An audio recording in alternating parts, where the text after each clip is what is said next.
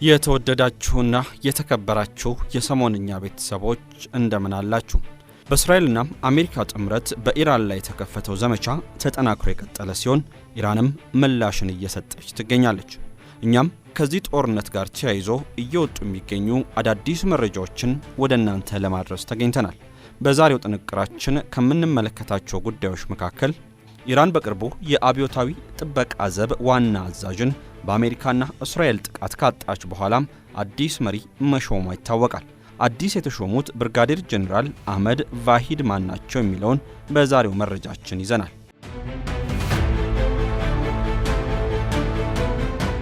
የአሜሪካ ጦር የአየር መከላከያ ሚሳኤል እጥረት እንደገጠመው መረጃዎች እየወጡ ባለበት በአሁኑ ወቅት የሀገሪቱ ጦር በደቡብ ኮሪያ ያስቀመጣቸውን የአየር መከላከያ ሚሳኤሎች ወደ መካከለኛው ምስራቅ ለመውሰድ እየተገደደ ነው ተብሏል።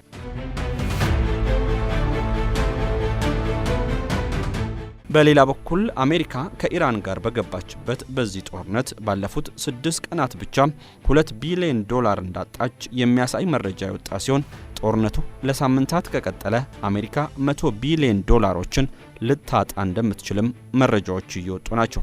ላይክ፣ ሼር እና ሰብስክራይብ እያደረጋችሁ እስከ ፍጻሜው አብራችሁን ቆዩ እያለን አሁን በቀጥታ ወደ መረጃዎቻችን አለፍን። ለበርካታ ዓለም አቀፍ ጉባኤዎች ተመራጭ የሆነችው አዲስ አበባ ለአፍሪካውያን ጭምር ኩራት በመሆን ደማቅ ታሪኳን ጽፋለች። እኛ ቴምር ሪል ስቴት በዚህ ታሪክ ውስጥ አሻራችንን ለማሳረፍ በቡልጋሪያ ከአፍሪካ ህብረት ፊት ለፊት ላይ መኖሪያ ቤቶችንና የንግድ ሱቆችን ለእናንተ ይዘንሎት ብቅ ብለናል። የመኖሪያ ቤት አፓርትመንቶች በ5.1 ሚሊዮን ብር ሙሉ ክፍያ ከባለ 1 እስከ ባለ 3 መኝታ ቤቶችን ይዘንሎት መጥተናል። እዛው ቡልጋሪያ ላይ የንግድ ሱቆችን በ900 ሺህ ብር ቅድመ ክፍያ ከ26 ካሬ ጀምሮ ወደ እናንተ ይዘንላችሁ መጥተናል። ከእናንተ የሚጠበቀው ከስር በምናስቀምጥለው ስልክ ቁጥር የሳይት እንዲሁም የቢሮ ቀጠሮ ማስያዝ ብቻ። አዲሱ የአብዮታዊ ዘብ አለቃ የኢራን ከፍተኛው ወታደራዊ አመራር ማን ናቸው? እንደ አውሮፓውያን አቆጣጠር ማርች 2026 የወጡ ዘገባዎች እንደሚያመላክቱት ብርጋዴር ጄኔራል አህመድ ቫሂድ አዲሱ የኢራን አብዮታዊ ዘብ ዋና አዛዥ ሆነው ተሾመዋል። ይህ ሹመት የተከናወነው የቀድሞ አዛዥ መሐመድ ባክር በአሜሪካና በእስራኤል ጥቃት መገደላቸውን ተከትሎ ነው። አህመድ ቫሂድ በኢራን ወታደራዊና ፖለቲካዊ መዋቅር ውስጥ ከፍተኛ ልምድ ያላቸው ግለሰብ ሲሆኑ ቀደም ሲል በበርካታ ኃላፊነት ስፍራዎች ላይም ተሹመው ሰርተዋል። ከ1988 እስከ 1998 ባሉት ዓመታት የዘቡን የውጭ ዘመቻ ክፍል ወይም ቁዱስ ፎርስ በመምራት የመጀመሪያው ግለሰብ ነበሩ። በሙሐመድ አህመዲን ነጃድ ዘመን የመከላከያ ሚኒስትር እንዲሁም በቅርቡ በኢብራሂም ራይሲ አስተዳደር የሀገር ውስጥ ሚኒስትር ሆነውም አገልግለዋል። እንደ አውሮፓ አቆጣጠር በ1994 በቦነስ አይረስ አርጀንቲና በተፈጸመው የአይሁድ ማህበረሰብ ማዕከል ላይ የቦምብ ጥቃት እጃቸው አለበት በሚል በኢንተርፖል አሊያም ባለም አቀፉ የፖሊስ ተቋም ይፈለጋሉ።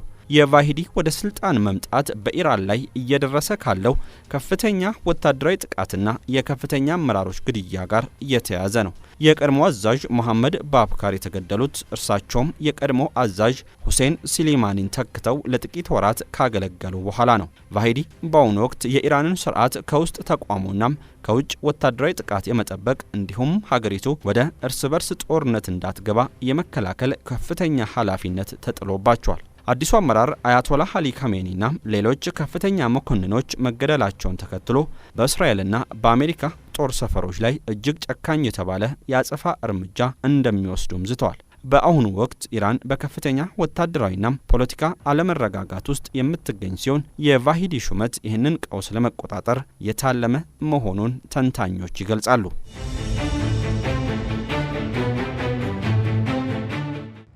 አሜሪካ የአየር መከላከያ እጥረት ገጥሟታል። ከደቡብ ኮሪያ ወደ መካከለኛው ምስራቅ የአየር መከላከያ እየመጣ ነው። አሜሪካ በደቡብ ኮሪያ የሚገኙ የአየር መከላከያ ስርዓቶቿን ወደ መካከለኛው ምስራቅ ለማዛወር መወሰኗን የሚያሳዩ ዘገባዎች በስፋት እየወጡ ናቸው። አሜሪካ ከኢራን ጋር ከገባችበት ጦርነት ወዲህ በመካከለኛው ምስራቅ ያላት የአየር መከላከያ ሚሳኤል መጠን በከፍተኛ ሁኔታ ተመናምኗል።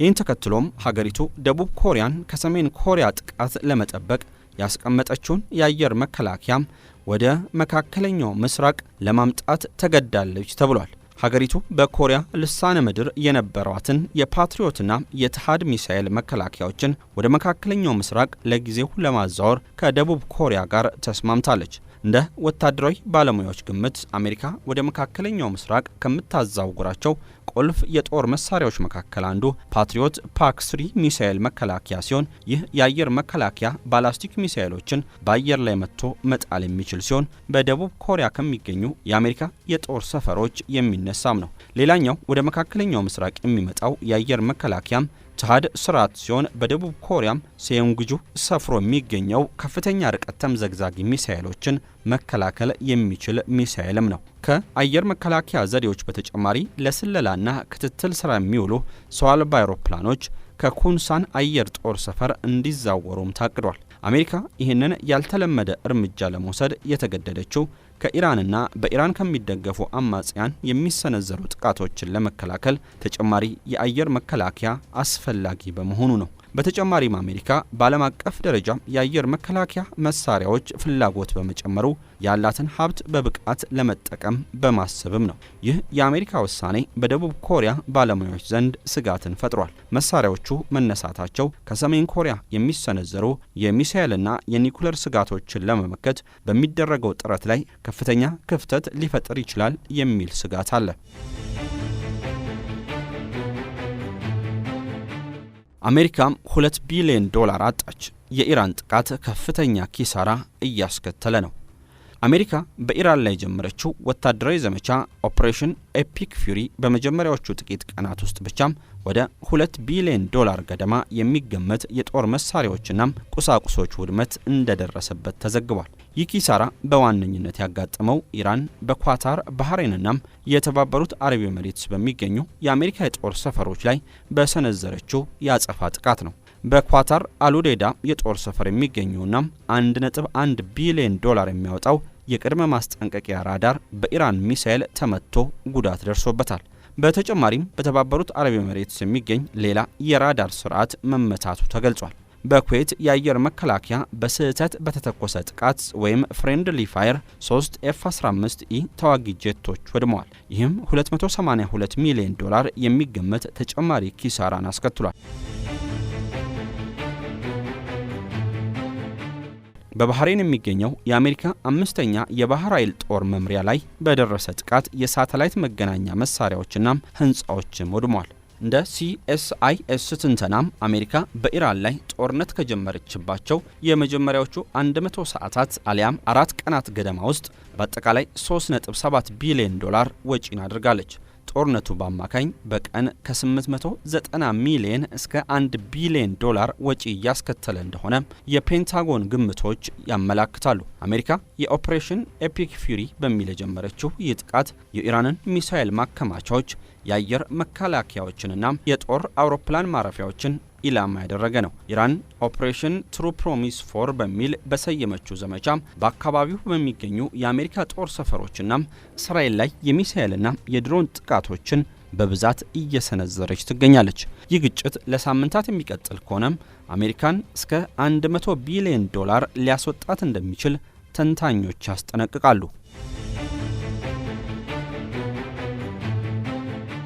ሄዝቦላ ከተገመተው በላይ ጠንክሯል። የእስራኤሉ ባለስልጣን በመጋቢት 2026 መጀመሪያ ላይ የሊባኖስ ታጣቂ ቡድን ሄዝቦላ ከእስራኤል ጋር ወደ ለየለት ግጭት መግባቱን ተከትሎ ከፍተኛ የእስራኤል ባለስልጣናት ቡድኑ ያሳየው የተሳትፎ መጠን ከተጠበቀው በላይ መሆኑን ገልጸዋል። ሄዝቦላ ወደ ግጭቱ የገባው የኢራኑ የበላይ መሪ አያቶላ አሊ ካሜኒ መገደላቸውን ተከትሎ ለመበቀል መሆኑን አሳውቋል። አንድ ከፍተኛ የእስራኤል ባለስልጣን ለቻናል 13 ኒውስ እንደተናገሩት እስራኤል ሄዝቦላ በዚህ ደረጃ በከፍተኛ ጥንካሬ ወደ ውጊያው ይገባል ብላ አልጠበቀችም ነበር። ባለስልጣኑ ስለ ሄዝቦላ ስህተት ሰርተናል፣ በዚህ አይነት ከፍተኛ መጠን ተኩስ ይከፍታሉ ብለን አልገመትንም ነበር ሲሉ አምነዋል። የውትድርና ምንጮች እንደሚጠቅሱት ሄዝቦላም አሁንም ቢሆን ያለውን ወታደራዊ አቅም እስካሁን አልተጠቀመም። ሄዝቦላ ወደ እስራኤል ሰሜናዊ ክፍል ከ210 በላይ ሚሳኤሎችን፣ ድሮኖችንና ሮኬቶችን መተኮሱን የተባበሩት መንግስታት ድርጅት አሳውቋል። የእስራኤል መከላከያ ሰራዊት በቤይሩት ዴሃ አካባቢ በሚገኙ የሄዝቦላ የትዕዛዝ ማዕከላትና መሰረተ ልማቶች ላይ ከፍተኛ የአየር ድብደባ እያካሄደ ነው። እስራኤል በሊባኖስ ድንበር አቅራቢያ ታንኮችንና የታጠቁ ተሽከርካሪዎችን እያከማቸች ሲሆን ይህም መጠነ ሰፊ የምድር ወረራ ሊጀመር ይችላል የሚል ስጋትን ፈጥሯል። በእስራኤል የአየር ጥቃት ምክንያት በሊባኖስ የሟቾች ቁጥር ከ120 በላይ መድረሱን የሀገሪቱ ጤና ጥበቃ ሚኒስቴር ገልጿል። በተጨማሪም በመቶ ሺዎች የሚቆጠሩ የቤይሩት ነዋሪዎች ከእስራኤል በተላለፈ አስቸኳይ የመልቀቂያ ትዕዛዝ ምክንያት ቤታቸውን ጥለው እየሸሹ ይገኛሉ። በእስራኤልና በሊባኖሱ ሄዝቦላ መካከል እንደ አውሮፓውያን አቆጣጠር በህዳር 2024 ተደርሶ የነበረው የተኩስ አቁም ስምምነት የፈረሰው በየካቲት 2026 መጨረሻም የኢራኑ የበላይ መሪ አያቶላህ አሊ ካሜኒ መገደላቸውን ተከትሎ ሄዝቦላ የጥቃት እርምጃ በመውሰዱ ነው የሚሉ መረጃዎችን ከእስራኤል በኩል መስማት የተለመደ ቢሆንም እስራኤል ከተኩስ አቁሙ በኋላም ለበርካታ ጊዜያት ሊባኖስን በአየር ጥቃቶች ኢላማ ስታደርግ እንደነበር ይታወሳል። ለበርካታ ዓለም አቀፍ ጉባኤዎች ተመራጭ የሆነችው አዲስ አበባ ለአፍሪካውያን ጭምር ኩራት በመሆን ደማቅ ታሪኳን ጽፋለች። እኛ ቴምር ሪል ስቴት በዚህ ታሪክ ውስጥ አሻራችንን ለማሳረፍ በቡልጋሪያ ከአፍሪካ ህብረት ፊት ለፊት ላይ መኖሪያ ቤቶችንና የንግድ ሱቆችን ለእናንተ ይዘንልዎት ብቅ ብለናል። የመኖሪያ ቤት አፓርትመንቶች በ5.1 ሚሊዮን ብር ሙሉ ክፍያ ከባለ 1 እስከ ባለ 3 መኝታ ቤቶችን ይዘንልዎት መጥተናል። እዛው ቡልጋሪያ ላይ የንግድ ሱቆችን በ900 ሺህ ብር ቅድመ ክፍያ ከ26 ካሬ ጀምሮ ወደ እናንተ ይዘንላችሁ መጥተናል። ከእናንተ የሚጠበቀው ከስር በምናስቀምጥለው ስልክ ቁጥር የሳይት እንዲሁም የቢሮ ቀጠሮ ማስያዝ ብቻ ነው።